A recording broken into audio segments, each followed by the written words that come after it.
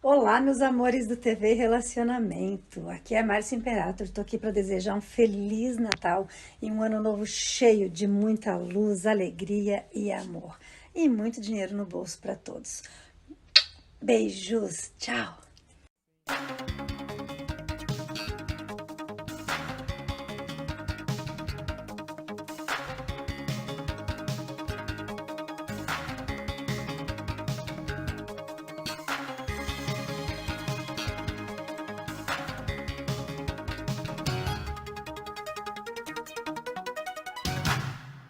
Olá, internautas, bom dia.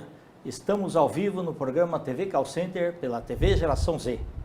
O nosso convidado desse bloco é um profissional muito experiente e, além de grande executivo, ele também tem uma veia jornalística, o que faz com que a gama de informações seja passada de uma forma assim muito mais tranquila. Então, eu apresento para vocês Ricardo Barcelos. Ricardo, muito obrigado, viu, pela tua presença aqui. Eu que agradeço, Kenji, é um prazer estar aqui.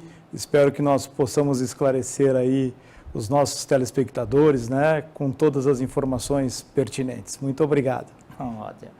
Ricardo, para os internautas conhecerem um pouquinho, você fala um pouquinho da sua carreira e como que você chegou aí a executivo principal aí. Ok. Bom, eu comecei, na verdade, como profissional na área de informática, né, atuando como executivo da DataSul SA. Isso lá no Sul, Santa Catarina? Exatamente, lá em Joinville, né, trabalhei diretamente com Miguel Abuab, com Jorge Steffens, atuei diretamente com eles. Eu era jornalista do jornal A Notícia de Joinville naquela época e fui convidado para atuar na área de marketing da DataSul. Acabei fazendo o planejamento estratégico da empresa e fui transferido para São Paulo em 15 de março de 90. Quando eu cheguei aqui, foi o dia que o Collor assumiu o governo. Foi aquele dia que todo mundo, eu tinha tanto dinheiro quanto o Miguel Abuab, né? Então nós estávamos ali todos iguais, o Brasil estava ali todo mundo com 50 cruzeiros novos, né? Alguma coisa assim, alguma moeda da época, né? Isso. E fiquei na DataSul por um bom tempo, né? Durante 5 anos implementamos a área internacional da companhia, a própria PGS, que foi a distribuidora de Progress no Brasil. Depois fui para o setor de bicicletas e motocicletas, até que fui convidado por um advogado aqui de São Paulo para atuarmos em conjunto na área tributária, né, onde eu comecei a me dedicar a isso há cerca de 8 anos, né, como executivo, a princípio como um diretor comercial, um sócio nesta área comercial. Até que um desafio diferente, né? Porque era uma área que você não dominava, era isso? Era isso. Foi um desafio bastante interessante, porque, na verdade, houve uma mudança muito grande no mercado tributário brasileiro, né? Quando você sai daquele mercado tradicional de papel na década de 90, né, para o mercado informatizado hoje, com sistemas, com uma metodologia de controle muito forte por parte da Receita Federal, você muda o escopo do trabalho. Hoje o trabalho está muito mais alicerçado em sistemas, está muito mais alicerçado na questão de busca de informações constante, do que, digamos assim, em venda de teses, em venda de informações, que são, na verdade, eu considero, quando você fala de teses tributárias, um pouco de sonho, né? Okay. Nós trabalhamos muito mais no mercado que eu chamo de mercado concreto de crédito tributário. Pé no chão mesmo, né? Pé no chão, exatamente. É um mercado que exige um conhecimento de sistemas, exige um conhecimento de informática e, graças a Deus, a minha passagem como executivo pela DataSul foi uma base muito boa, porque eu lá entendi de administração, de chão de fábrica, conheci muito deste mercado e hoje eu tenho uma fluência, uma facilidade de falar com as pessoas a respeito justamente dos problemas que as empresas enfrentam nesta questão tributária. Muito legal, porque como você conheceu todos os ambientes, você já tem uma visão global. Exatamente. Do que interfere uma coisa na outra, principalmente. E aí tem aquele princípio do jornalismo, né? As 5 perguntas. Quem, quando, onde, como e por quê, né? É verdade. Então, isso é fundamental para qualquer profissional. Você tem que saber o que você está fazendo e ter um diagnóstico preciso disso, né? E a área tributária brasileira, ela é extremamente complexa, né? As leis mudam muito, né, cara? Mudam. Porque, olha só, nós temos a Constituição de 88 como um grande marco, né, no período de abertura política. Depois da Constituição, nós tivemos a produção de 5 milhões de leis neste país. 5 milhões de leis. E olha que a nossa Constituição é uma Constituição bastante, eu te diria assim, ela tenta legislar a respeito de tudo, né? Na área tributária, nós tivemos mais de 400 mil publicações legais. Ou seja, são 42 atualizações média dia nos últimos 25 anos. Você tem que ter uma metodologia de trabalho que te permita acompanhar tudo isso. Se você não tiver essa metodologia, não tiver sistemas, não tiver profissionais experientes, capacitados, você não consegue dar o resultado que as empresas esperam. Porque o nosso trabalho é focado em resultado. Um resultado, já que nós trabalhamos totalmente ad êxito, né? Nós não temos cobrança de honorários antecipada, o nosso trabalho não exige técnicos dedicados exclusivamente, então nós não usamos recursos dos nossos clientes. Os recursos que nós usamos são nossos próprios, né? E fazemos 800 cruzamentos de informações diferentes para buscarmos para o cliente o melhor resultado de crédito líquido e certo, de oportunidade tributária, que eu diria são oportunidades baseadas em via judicial, mas são oportunidades bastante pacificadas já pela jurisprudência. Débitos, muitas empresas têm passivo oculto e não sabem. E, por último, a busca por economia futura. Quando você equaliza essa questão, você consegue que as empresas tenham uma economia futura bastante interessante. O nosso desempenho tem sido extremamente bom, porque nós conseguimos encontrar aí créditos significativos, às vezes superiores a um faturamento mensal da empresa. Entendi. Tá? Ô, Ricardo, mesmo as grandes empresas que você tem, sei lá, você contrata um diretor financeiro de renome e ele está fazendo... Mesmo assim, a equipe dele não consegue ver tudo isso daí, né? Que vocês especializaram em checar. Não consegue, porque há muita mudança, né? As empresas, na verdade, elas adotam tem que fazer uma o postura... arroz com feijão lá, né? Exatamente. No dia a dia das empresas, aquele dia a dia ele acaba se tornando maçante e acaba consumindo recursos, às vezes, para resolver problemas outros, né?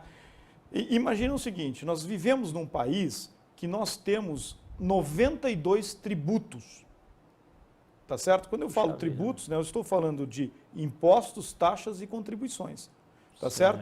Então, 92 tributos.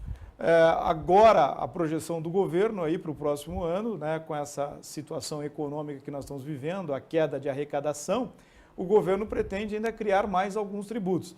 Então, preparem-se, porque o ano que vem talvez esse número de 92 deve chegar aumente. A 100, talvez. Não, deve chegar a uns 96, talvez 94. Entendi. Tá? Porque, na verdade, já vimos aí, né, o próprio governo, que eu considero isso uma forma até pouco profissional e demonstra um amadorismo do nosso governo de mandar para o Congresso um orçamento deficitário. Né? É uma situação até, eu diria, maquiavélica, né? No sentido pejorativo da palavra, porque Maquiavel era um gênio, né? Mas maquiavélico no sentido pejorativo da palavra. Então, assim, o que você tem hoje? Você joga algo e diz assim, pô, eu estou devedor, eu não tenho dinheiro para arcar com os meus compromissos. Né? Seria a mesma coisa que você chegasse, ou qualquer funcionário, chegasse para o seu patrão e dissesse, olha, está aqui todas as minhas contas e não consigo pagar. Então, a partir de agora, ao invés de ganhar R$2.000, eu preciso que ele me pague 3. Né? É isso que o governo está fazendo conosco. E é isso que ele está, que eu considero, de certa maneira, o termo é pesado, mas uma extorsão com o povo brasileiro. Tá? Ele está usando de toda a força que ele tem enquanto governo, né, para fazer com que nós tenhamos que pagar mais tributos. No ano passado, a carga tributária brasileira chegou a 36,43%. A nossa previsão, pelos estudos que nós temos feito, é que a partir de 2016 ela chegue a 38% e em 2017 a 40% do PIB. Tá? Hoje, um trabalhador brasileiro, ele trabalha 151 dias só para pagar tributos. Nossa, absurdo. Eu gostaria de te dar até um exemplo interessante. Por favor. Né? Imagina o seguinte, uma pessoa que é CLT, que trabalha numa companhia, né, e que ganha R$6.000 por mês. Com todas as deduções que ela tem já no Olerite, esse valor cai para algo em torno de 4.600. Sim. Tá? Quando ele vai para o mercado, que ele recebe, creditado na conta dele, os 4.600, o poder de compra real deste trabalhador é de apenas R$1.400. Porque todas as coisas que ele consome também tem imposto. Também tem impostos. É. E aí ele acaba pagando. Né? Então, imagina o seguinte, você tem a ilusão que está ganhando R$6.000 e, na verdade, tem um poder de compra de R$1.400. É interessantíssimo isso porque nós, cada vez mais, eu considero isso uma ditadura tributária. O Brasil vive uma ditadura tributária. Né? E nós, lamentavelmente, parece que somos ainda personagens lá de Robin Hood, né? Onde o príncipe João, ele cada vez que precisa de dinheiro, ele aumenta os tributos. Né? Mas nós temos que sair dessa questão da ficção e passar para uma atitude mais cidadã, né? Uma atitude mais de defesa do nosso direito. E por falta de informação, isso não é de conhecimento de todos e os políticos fazem vista grossa sobre isso também. Né? Lógico, imagina o seguinte, você tem uma situação onde o governo não produz absolutamente nada, né? O governo só consome, certo. Tá certo? Quem produz é a sociedade civil, a sociedade, né, através das suas indústrias, através do seu comércio e tudo mais. O governo não tem interesse para isso. Né? O governo arrecadou no ano passado em torno de 1,7 trilhões de reais em tributos neste país. Né? Vou repetir, 1,7 trilhões de reais. É um absurdo. Se nós olharmos os últimos 5 anos, que é o que permite nós fazermos uma revisão, né, a legislação nos permite voltarmos 60 meses no tempo, você terá o quê? Você terá uma realidade onde no país foram cerca de 8 trilhões de reais de arrecadação nos últimos 5 anos. Entendi. É um absurdo o volume de dinheiro. Considero o Brasil, né, isso é a minha modesta opinião, o país mais rico do mundo. Porque se você é capaz de comprar um automóvel aqui, pagar R$100.000 num automóvel e o norte-americano paga em torno de R$40.000 pelo mesmo automóvel, na mesma categoria, com os mesmos opcionais, você é muito mais rico que os estadunidenses, né? Você é muito mais rico que os norte-americanos. Porque nós nos sujeitamos a isso, nós aceitamos essa realidade e fazemos isso. E mais, né, nós temos... e as empresas, de uma maneira geral, por incrível que pareça, com todo esse cenário, elas pagam mais imposto do que deveriam. Entendo, sim. Ô, Ricardo, na área de serviços aí, principalmente call center, tá? Sim. Tem oportunidades aí? Tem muitas oportunidades, nós temos grandes clientes nesta área, eu não posso falar o nome deles, né, por uma questão de sigilo contratual, mas recentemente nós fizemos alguns trabalhos para a rede de call centers, né, para alguns clientes nesta área e encontramos valores expressivos de crédito.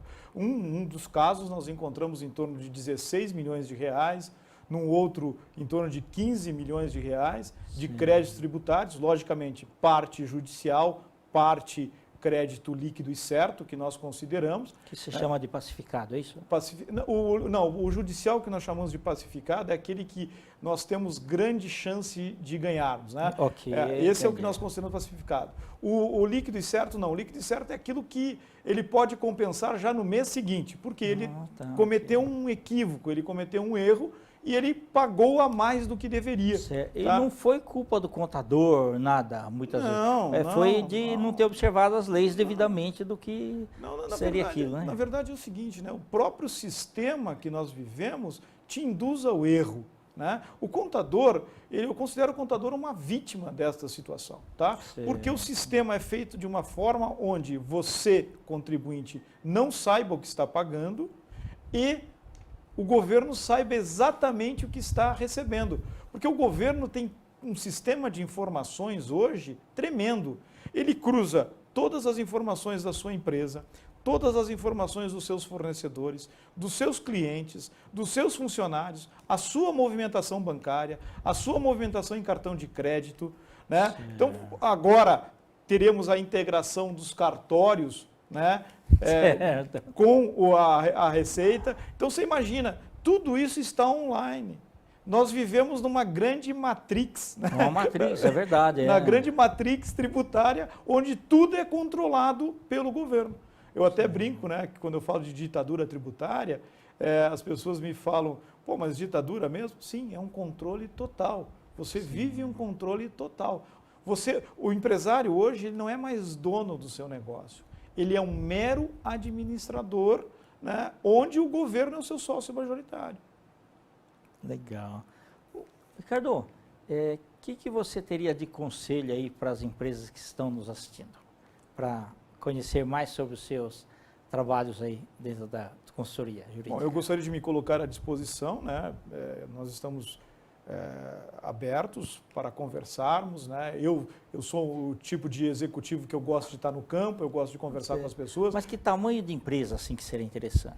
Nós temos volume ou pela quantidade de posições, por exemplo? Nós temos um foco, Kenji, que inicia-se em 20 milhões de faturamento anual. Anual, tá? ok. 20 milhões de faturamento anual e preferencialmente empresas que estejam no lucro real.